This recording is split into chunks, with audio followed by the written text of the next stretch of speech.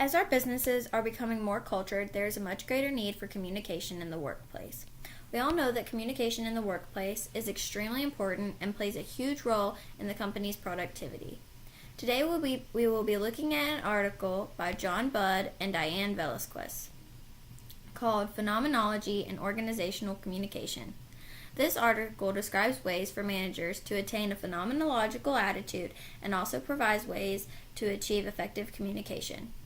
By reading this article, it will allow you to gain information on a phenomenological attitude as well as teach you some new communication techniques in the workplace.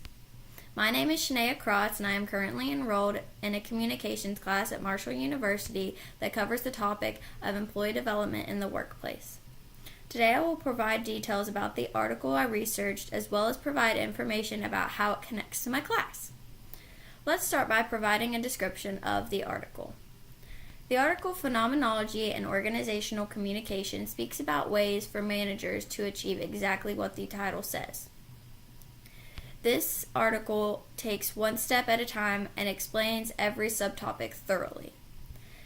These phenomenological methods have potential to engage and involve everyone in the organization by allowing them to comprehend fully what is being communicated. Let's start with the first topic in this article. Effective communication is the first topic covered in this article. The article does not define this specifically, but very broad with many definitions. It speaks of how there are many ways to communicate, such as electronic as well as others. Using all these forms of communication is very important in the workplace. During this section covered, John and Diane talk about how many workplaces put up blocks so that each department communicates singly. This type of communication causes conflict with the employees and does not allow enough openness for the workplace. The book used for my class is called Employee Development at the Workplace by Edward Wood, and it speaks of how important it is to have communication in the workplace. When reading the effective communication part of this article, it reminded me of the management styles I have been learning about in my class. The regimented management style sounds a lot like the workplaces that John and Diane describe, which only allows managers in the workplace to vote and communicate about decisions. I think that what John and Diane are trying to do is get managers to try a human relations or human resources type of approach to management. A human relations management style is a style that allows for employees to meet their social needs by feeling involved and communicating, therefore having a good relationship at the workplace with other people. A human resources management style is a style that allows employees to be fully involved in ideas and decision making. Now that we have an idea of what effective communication is, let's talk about phenomenology. Phenomenology is the concept of consciousness. It means that the world has no meaning without consciousness and vice versa. When using the word phenomenology, you're saying that you know what is going on and you know the meaning of a term or experience. Now that we know the basics, we will talk about the next topic in this article, which is phenomenology and organizations. Phenomenology and organizations is very important to this article, as well as what we have been discussing in communications class. This section is where the authors go on to explain becoming a someone in the company. It talks about who you think you are and what you mean to the organization. We have actually been discussing this topic in our communications class. Establishing who you are in the workplace is very important to your success and career satisfaction.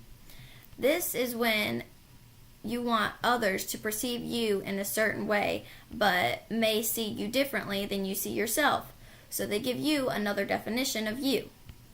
Now we can move on to what phenomenology and organizational communication actually means. Phenomenology and organizational communication is the last part of this article and combines all of the information we have learned thus far.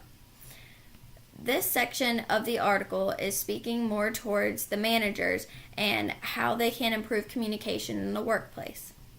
First, they have to set a goal and think of the desired outcome for their company.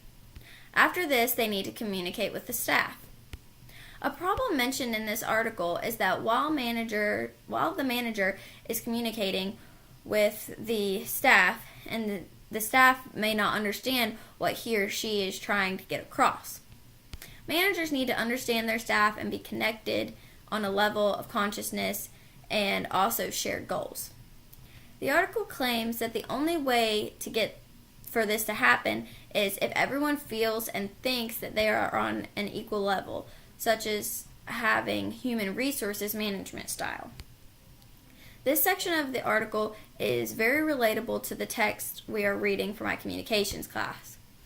From what I have learned from my class, if managers want to get to the point where they see their employees as an equal, the employees need to prove themselves to be mature in the workplace. There are several ways to tell if an employee is mature,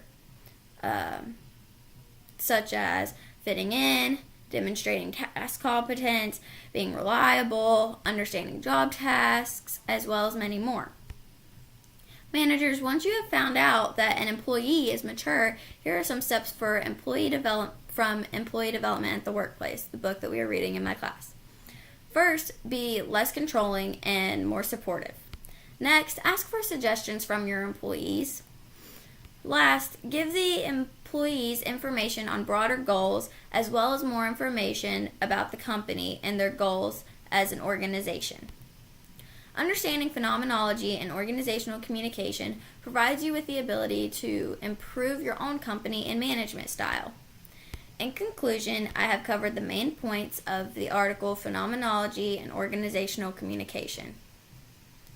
Now you can apply what I have talked about to your organization and improve the workplace by improving communication among employees and managers. Thank you.